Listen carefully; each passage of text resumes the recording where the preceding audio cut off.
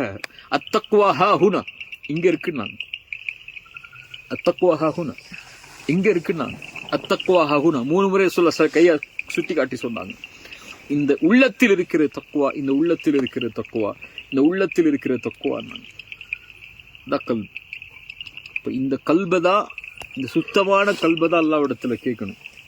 காசு பணத்தை கேட்கறதுக்கு முன்னாடி, நம்ம எப்படி இருக்கிறோம், என்னென்ன நம்மள்ட்ட இருக்குன்னு பார்க்கறதுக்கு முன்னாடி, என் கல்பு சுத்தமா இருக்கா, என் கல்பு தூய்மையா இருக்கா, என் கல்பு ஷிர்க் இல்லாம இருக்கா, என் கல்பு முகஸ்துதி இல்லாம இருக்கா, என் கல்பு பெருமை இல்லாம இருக்கா, என் கல்பு பொறாமைகள் இல்லாம இருக்கா, என் கல்பு கோபங்களுடைய தன்மைகள் இல்லாம இருக்கா, என் கல்பு பிற மனிதர்கள் மேல விரக்தி இல்லாம, வெறுப்பு இல்லாம, மன்னிப்பு வழங்காம இல்லாம இருக்கா, என் கல்பு பெருந்தன்மையோட, என் கல்பு சதக்கா செய்யறது கஞ்சத்தனம் இல்லாம சதக்கா செய்யக்கூடிய வாய்ப்போட, என்னுடைய கல்பு மற்றவர்களுக்கு கொடுக்கக்கூடிய கல்பாக என் கல்பு இருக்கா. இப்படி கல்பு சலீமுக்கு பல குணங்களை குர்ஆனும் ஹதீஸும் எடுத்து சொல்லுது.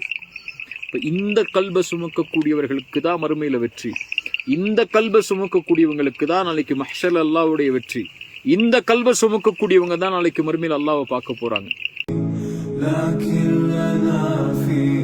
ظن لا يخيبنا حاشا